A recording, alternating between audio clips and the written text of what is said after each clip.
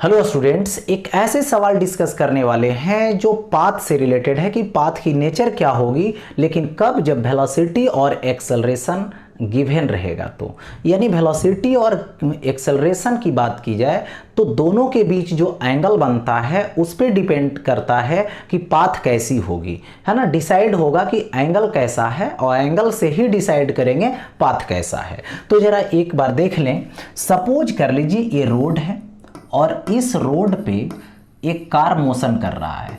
यदि मोशन की डायरेक्शन यानी वेलोसिटी की डायरेक्शन इधर है और एक्सेलरेशन भी इधर है यानी पॉजिटिव एक्सेलरेशन है, तो पॉजिटिव एक्सेलरेशन मतलब मोशन के डायरेक्शन में है, तो इस केस में थीटा क्या होगी, 0 डिग्री होगी। यानी इस केस में मोशन कैसा होगा, स्ट्रेट लाइन होगा।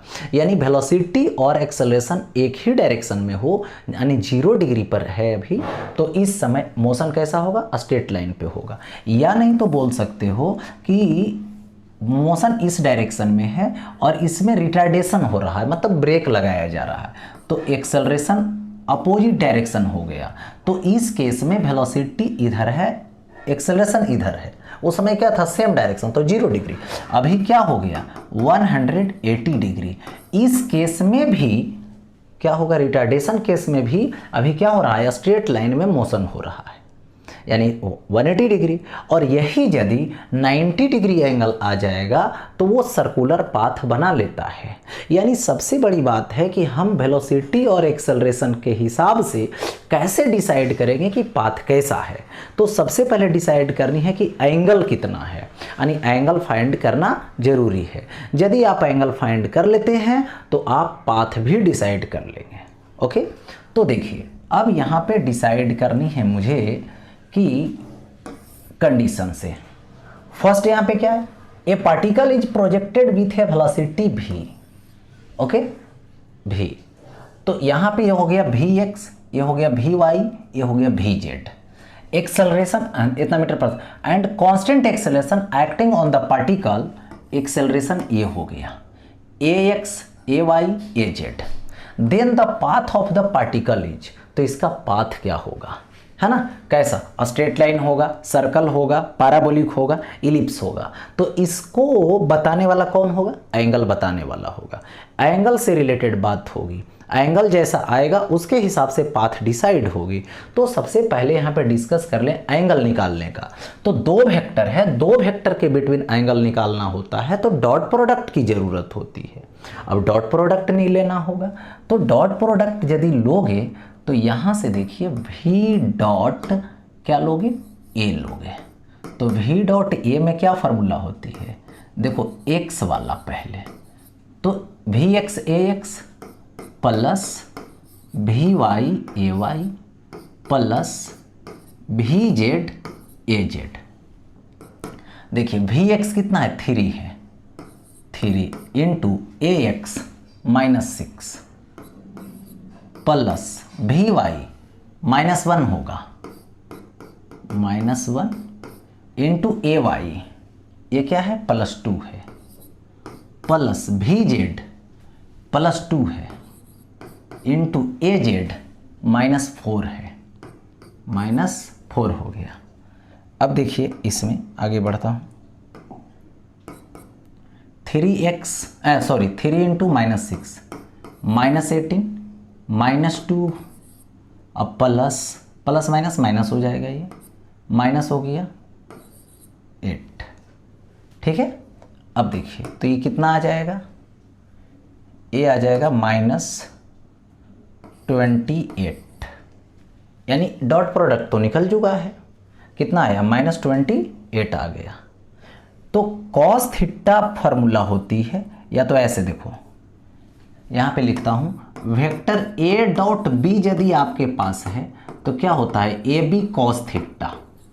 तो a है b और b है a, तो देखिए cos theta is equal to A B, इधर डिवीजन में आ जाएगा।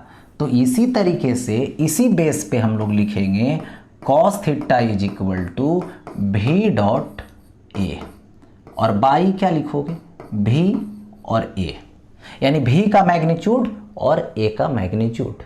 ओके, तो देखिए यहाँ पर अब आगे बढ़ता हूँ, कॉस थीटा लगाता हूँ v डॉट ए लगाऊंगा तो ये तो -28 आ जाएगा। कौन सा? तो यहाँ पे v डॉट ए, v का मैग्नीट्यूड लोगे तो ये 3 डायमेंशनल वेक्टर है। तो 3 डायमेंशनल वेक्टर जब रहेगा तो यहाँ पर अंडर रूट इसका स्क्वायर प्लस इसका स्क्वायर प्लस इसका स्क्वायर, 3 - 1 2 है। तो यहाँ पर लिख सकता हूँ v के प्लेस पे 3 का स्क्वायर प्लस -1 का होल स्क्वायर प्लस z वाला ले लीजिए, z क्या है 2, तो ये हो जाएगा 2 का स्क्वायर और इनटू फिर रूट ओवर ए वाला ले लीजिए। तो ए वाला क्या है 3 डायमेंशनल है तो -6 + 2 है -4 है। देखिए तो -6 का स्क्वायर प्लस 2 का स्क्वायर और फिर कितना है -4 है। तो यहाँ पर आ जाएगा प्लस -4 का होल स्क्वायर। हो गया। अब देखिए इसके लिए डिसाइड करता हूँ cos थीटा के लिए -28/3 का स्क्वायर, तो ये होगा 9 + 1 + 4 हो गया इनटू, यहाँ से आ जाइए, ये होगा 36 + 4 और प्लस 4 का स्क्वायर, तो ये होगा 16 हो गया। देखिए cos theta is equal to -28, 9 1 10 और 4, ये हो गया 14 इंटू 36 और 4 40 और प्लस 16, तो इसको लिख देता हूँ 56।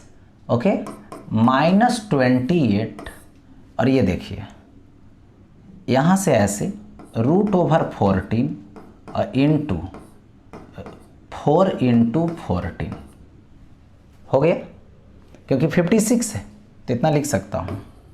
cos theta is equal to -28 और ये देखिए 14 रहने दीजिए और इंटू 4 का 2 √14, तो -28, ये 2 रह जाएगा और इंटू √14 तो ये 14, तो ये कैंसिल हो जाएगा दोनों, -1 आ गया।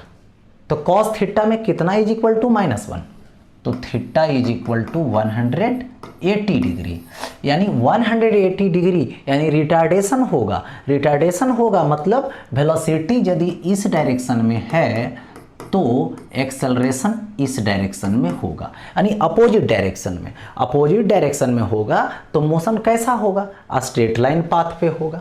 तो ये एंगल बताया कि कैसा मोशन होगा, किस पाथ पे मोशन होगा। तो सबसे पहले तो मोशन रिटार्डेशन वाला होगा, क्योंकि एक्सेलरेशन अपोजिट डायरेक्शन में है।